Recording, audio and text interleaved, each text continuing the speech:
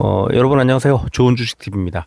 자, 오늘은 여러 가지로 좀 우려했던 일들이 벌어졌습니다. 우리 증시가 그동안의 상승 추세에서 하락 추세로 좀 바뀌는 게 아닌가 하는 그런 우려가 나왔고, 마침 미국 증시의 선물 지수가 일제히 하락하면서 이제 장 초반에는 좀 괜찮은 흐름이 나왔다가 하락 전환을 했고, 하락의 그 폭을 키웠습니다. 여기에 미국 증시가 이제 마감하고 나서 유럽 증시가 또 일제히 그 하락을 하면서 오늘은 우리 증시가 좀 나쁘려나 이제 이런 우려가 나왔고, 선물 지수가 뒤집어지면서 외국인 기관의 수급이 이탈을 했고, 그러면서 뭐 지수가 좀 큰 폭으로 하락을 했습니다.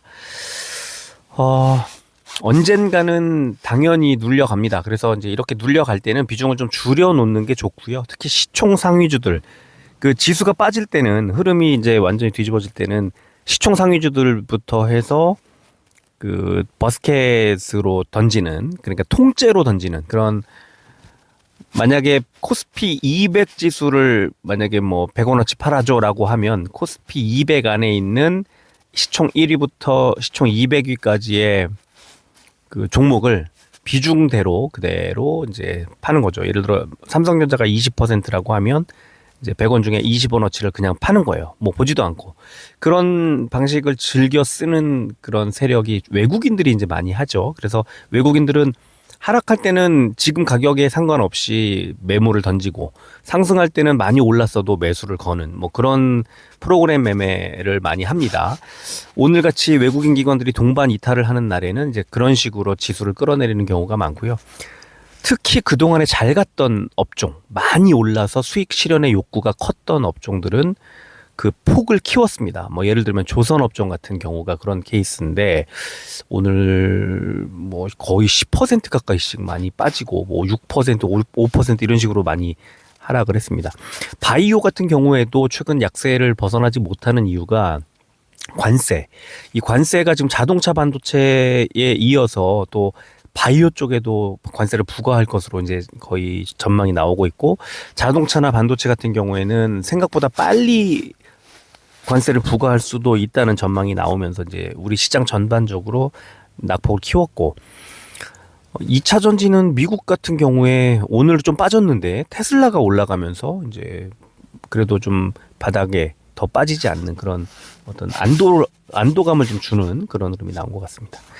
그래서 오늘은 이제 고점에서 하락 전환하는 그런 초입이 될 수도 있다는 거, 그게 투자자들로 하여금 좀 불안하게 만든 요인이 된 것 같고, 마침 외국인 기관들의 매도가 이어지면서 그 수급이 좀 꼬였습니다. 오늘 지수로 볼 때.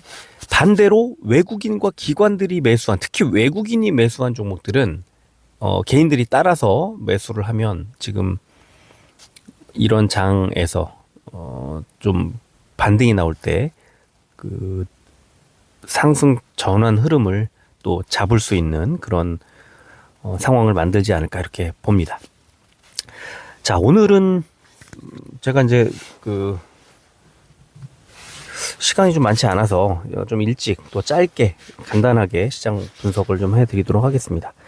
자, 코스피는 452종목이 올랐고 417종목이 빠져서 오른 종목이 더 많이 있었음에도 불구하고 0.65% 하락했고요.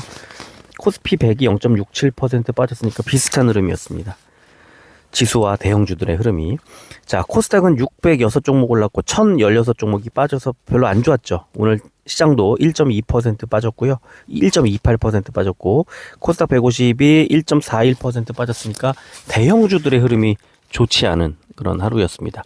코스피, 코스닥 모두 외국인 기관의 양매도가 나왔고, 특히 코스닥에 다 외국인이 많이 팔았는데, 코스닥에서 금투가 많이 팔고 코스피에서 연기금이 많이 사주는 흐름 속에 이런 코스닥의 흐름이 더 상대적으로 좋지 않은 흐름이 나왔습니다. 선물지수 지금 0.4% 정도 빠지고 있고요. 원달러 환율은 0.17% 내려서 1,439원 기록하고 있습니다. 국제유가는 0.38% 올라서 72달러대 기록했습니다. 코스피는 어제 미국 증시 강세에도 불구하고 차익 실현 매물이 나오면서 하락 출발한 뒤에 트럼프 정부의 관세 예고에 전기 전자주와 운송장비주 중심으로 외국인 기관의 동반 매도폭이 확대됐다. 그래서 8거래일 만에 하락했네요. 코스닥은 한한령 해제 기대감 등으로 보합권 출발한 뒤에 제약과 운송장비주 중심의 외국인 기관 동반 매도세가 나오면서 낙폭을 키웠다.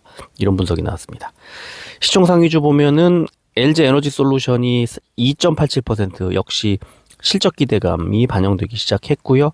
삼성전자 우선주, KB금융, 한화에어로스페이스가 보합권 정도였고요. 빠진 종목은 HD현대중공업이 12% 정도 급락이 나왔고 또 SK하이닉스도 3% 정도 빠졌습니다. 신한지주도 2% 하락했고요. 코스닥은 엔캠이 13%대 상승하면서 다시 시총 14위로 올라왔고요. 코오롱 티슈진이 어제 하락했다가 오늘은 5.73% 많이 올랐습니다. 반면에 HLB, 레인보우 로보틱스, 또 HPSP 세 종목이 3%대 하락했습니다. 업종 보면 코스피는 전기가스 업종이 제일 많이 올랐는데요. 지역난방공사가 4%대, 한국전력이 3%대 올랐고 자, 하락 업종은 운송장비 부품 업종이 제일 많이 빠졌는데요. HD현대중공업이 11.96% 많이 빠졌고 삼성중공업, HD현대미포, 세진중공업이 7%대, 한화오션과 한국무브넥스가 6%대 빠졌습니다. 코스닥은 종이 목재가 제일 좋았는데 동아기업이 어제 상한가에 이어 오늘도 21%대 급등이 나왔고요. 자, 하락한 업종은 기계장비가 제일 많이 빠졌는데요. 필롭틱스 14%대, 한빛레이저 9%대, 로보티즈, PIE, 시메스가 8%대 빠졌습니다. 코스피 의약 상승 종목은 코스피 제약 상승 종목은 경보제약, 광동제약, 신풍제약, JW생명과학, 한미약품까지가 2%대 올랐고 하락 종목은 에이프로젠 바이오로직스가 6%대, 파미셀이 2%대 빠졌습니다. 코스닥 제약 상승 종목은 샤페론이 13%대, 코아스템 캐몬이 9%대 올랐고 하락 종목은 하스가 9%대, 셀로메드가 7%대 빠졌습니다. 자, 오늘 나스닥 보면은 파란색 선, 5일선, 단기선에 붙었다가 양봉을 만들면서 반등. 어제도 아랫꼬리 길게 달고 반등하면서 음봉이 나왔지만 아랫꼬리를 달고 낙폭을 줄였고 그저께도 좋지 않은 상태로 출발을 했지만 양봉 만들면서 올렸고 이런 식으로 지금 최근에 주가 흐름이 아주 그 장중 흐름이 좋았다가 이제 오늘 그 선물 지수가 뒤집어지면서 좀 빠지는 거 아니야라고 우려가 나온 거고요. 빨간색 선 21선인데 빨간색 선을 보시면서 지금 이 부분까지 19,700 정도 되는데요. 이 정도까지는 하락할 가능성을 열어두고 미국 증시도 보셔야 될 것 같고요. 오늘 장 마감하고 유럽 증시가 일제히 독일, 영국, 프랑스, 네덜란드, 스페인, 이탈리아, 스위스, 포르투갈, 벨기에, 오스트리아, 스웨덴 다 빠졌고요. 러시아만 반등이 조금 나왔습니다. 그러니까 유럽 증시가 전체적으로 하락, 그리고 아시아 증시 개장하고 상승 출발한 뒤에 하락 전환 크게 낙폭을 키웠고 이제 미국 증시 아마 하락하지 않을까, 선물지수 빠지고 있는 이런 흐름이 나왔습니다. 자, 오늘은 넥스틴, 그 다음에 제주반도체, 알테오젠 이 세 종목을 말씀드리도록 할게요. 넥스틴 보면은 수급이 어제 외국인이 12만 주 이탈했다가 오늘은 7천 주로 매도량을 좀 줄였고요. 기관이 계속 사주고 있고 개인이 이제 강하게 매수가 들어오면서 주가가 출렁이고 있습니다. 이제 16,600원대까지 갔다가 15,170원까지 이틀 연속 하락이 나왔고 금투와 외국인들이 빠졌기 때문에 약간 더 하락할 수는 있을 것 같지만 어느 정도는 이제 빠질 만큼 빠지는 그런 시기가 온 게 아닌가 싶고 오늘 밤 미국 증시 하락하고 반도체 쪽에 좀 눌리면 한 번 정도는 더 빠질 가능성이 높습니다. 지금 시간외가 이제 시작이 됐기 때문에 300원이 더 빠진 상태로 거래가 되고 있습니다. 0.53% 56,700원에 거래되고 있고요. 지금 넥스틴 같은 경우에는 이렇게 아래쪽에 초록색 60일선, 위쪽에 노란색 21선 사이에서 빠져도 60일선의 지지, 올라도 21선의 저항을 받으면서 중간쯤에 어중간하게 멈춰 있는 것을 볼 수 있고요. 이걸 약간 더 확대를 한다 해서 21선을 돌파해도 위에 241선, 아래쪽 60일선을 하향 이탈해도 121선 정도에서 지지를 받을 가능성이 높다. 그러니까 대략 56,000원 정도에서 58,000원 정도까지 그 구간 56,000원, 58,000원 이 구간 짧은 구간에서 횡보할 가능성이 좀 높다고 봅니다. 이 시장 분위기가 어수선한 게 정리가 되면 위든 아래든 방향을 잡을 텐데 넥스틴도 그 실적 그 전망이나 이런 것들이 나쁘지 않기 때문에 결국은 위쪽으로 가지 않을까. 그래서 작년 12월에 47,400원에서 64,000원대까지 급등했던 이 분위기를 다시 한번 좀 만들어가지 않을까 싶습니다. 그래서 넥스틴은 바닥은 121선 56,000원 정도에서 바닥을 잡을 가능성을 좀 보자. 예, 그렇다면 121선 56,000원, 55,000원대, 56,000원 정도까지 밀릴 경우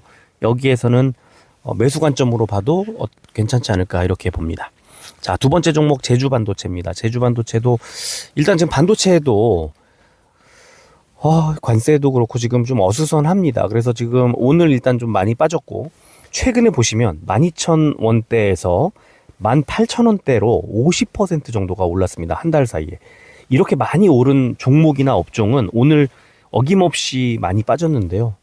제주반도체도 1,440원이 빠졌습니다. 이제 장중에 7%대 이제 하락이 나왔는데 누가 팔았는지를 봐야죠. 외국인 기관이 같이 팔았고 어제 외국인이 매도를 많이 했는데 오늘은 좀 줄었지만 오늘은 기관이 31,000주를 덜었습니다. 연기금과 금융투자가 같이 동반 매도, 개인만 매수가 들어오고 있습니다. 약간 더 하락할 가능성이 있어 보인다. 또 시간에 보면은 약간 20원 정도 하락을 하고 있는 상태입니다. 좀 더 오늘 시간의 거래 어떻게 마무리됐는지도 좀 살펴볼 필요가 있을 것 같고요. 자, 일봉을 보면 최근 이제 최근 일봉을 보여드립니다. 이걸 좀 선명하게 크게 보여드리기 위해서 어디까지 밀릴 것으로 저는 보고 있냐면 241선 선을 쭉 연결해 보면 16,700원 여기까지 빠지고 반등한다는 것보다는 여기까지 밀리면 반등할 가능성이 있어 보인다는 겁니다. 그래서 또 여기까지 밀릴 가능성도 있어 보이고 그렇다면 16,700원 자리는 일단 1차적으로 지금 하락이 이어질 그 끝 지점이라고 보고요. 16,700원 정도까지 밀리면 반등할 가능성이 있어 하고 매수 한번 해볼까 하는 지점으로 보는 거죠. 근데 일단 최근에 너무 많이 올라왔기 때문에 이 지점도 깨고 내려갈 수도 있습니다. 보통 그 상승하던 종목이 하락 전환을 하면 21선 부근까지 밀리거든요. 그리고 21선에서 상승 추세를 이어가느냐 아니면 21선을 깨고 하락 추세로 완전히 전환하느냐가 달려 있는데 만약에 제주반도체가 1차 16,700원이 무너지면 노란색 21선이 올라오고 있는 16,000원 정도까지 추가로 더 하락할 수도 있으니까 지금 바로 물타기를 하거나 매수하는 것은 좀 일러 보인다. 네, 이렇게 말씀을 드리겠습니다.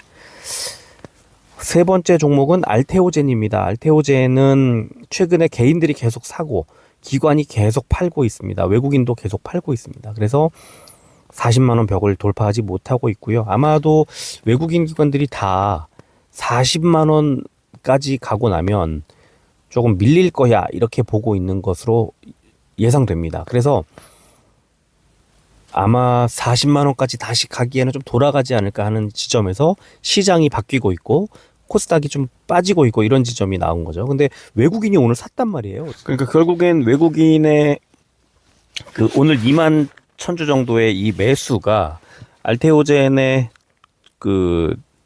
주가 어떤 흐름에 어떤 영향을 끼칠지가 이제 중요한데 외국인이 그냥 사지는 않을 거고요. 40만 원대 초반 40만 3,500원까지 갔다가 38만 원까지 무너지고 37만 원대까지 오면 이제는 조금 상승에 대비하는 어떤 우리가 분할해서 매수하듯이 상승에 대비하는 그런 물량이 들어오기 시작한 거라고 보고요.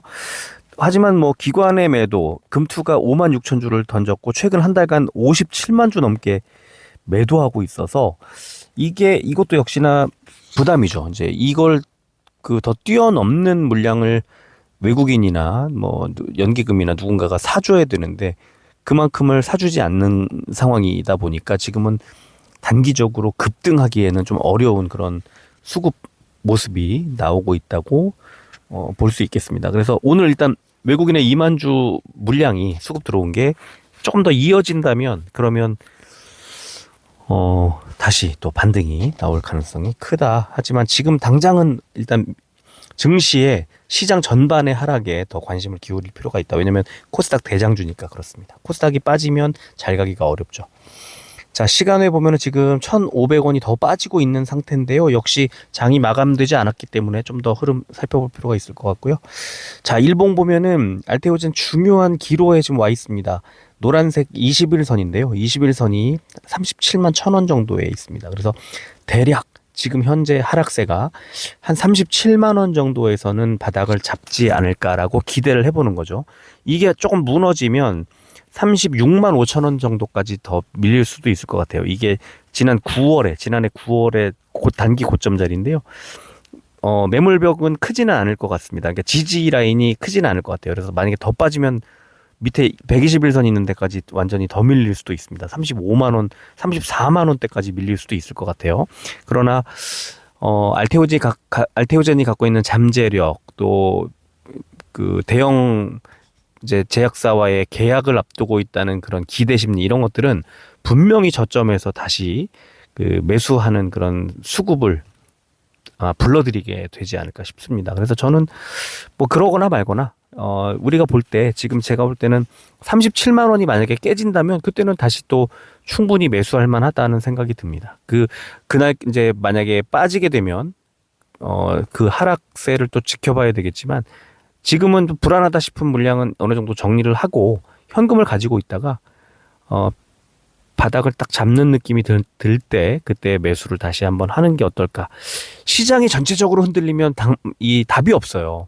종목이 혼자 가기는 어렵거든요. 그래서 지금 불안한 상황이 미국이든 어디 뭐 다른 이슈들이 정리가 좀 될 필요가 있겠다는 생각이 들고 그때까지는 비중을 좀 많이 늘려놓으신 분들은 좀 줄여도 괜찮지 않을까 이렇게 생각을 합니다. 나중에 급락을 하고 나서 후회할 필요는 없고요.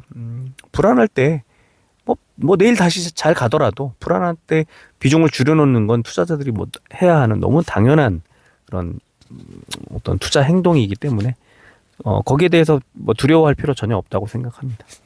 자, 아직 뭐 선물지수 지금 진행되고 있지만 다우가 마이너스 88, S&P 500이 마이너스 18, 나스닥이 마이너스 87 정도 하락하고 있는데요. 오늘 밤에 미국 증시가 어떻게 갈지 일단 하락 출발할 것으로 예상이 되는데 여느 때처럼 최근 어느 뭐 상황들처럼 하락 출발한 뒤에 다시 상승 전환을 할 것인지 아니면 뭐 낙폭을 키우거나 하락한 채로 그냥 끝날 것인지 이런 흐름이 중요하다고 생각을 하시면 될 것 같습니다. 오늘 미국 증시 흐름 잘 보시고 업종별로 종목별로 어떻게 움직이는지 잘 살펴보시면 내일 장에서 우리 증시 흐름을 예상하는 데 도움이 좀 되지 않을까 싶습니다. 자, 오늘은 짧게 말씀을 드렸습니다. 여기까지 하고 마무리할게요. 끝까지 들어주셔서 고맙습니다.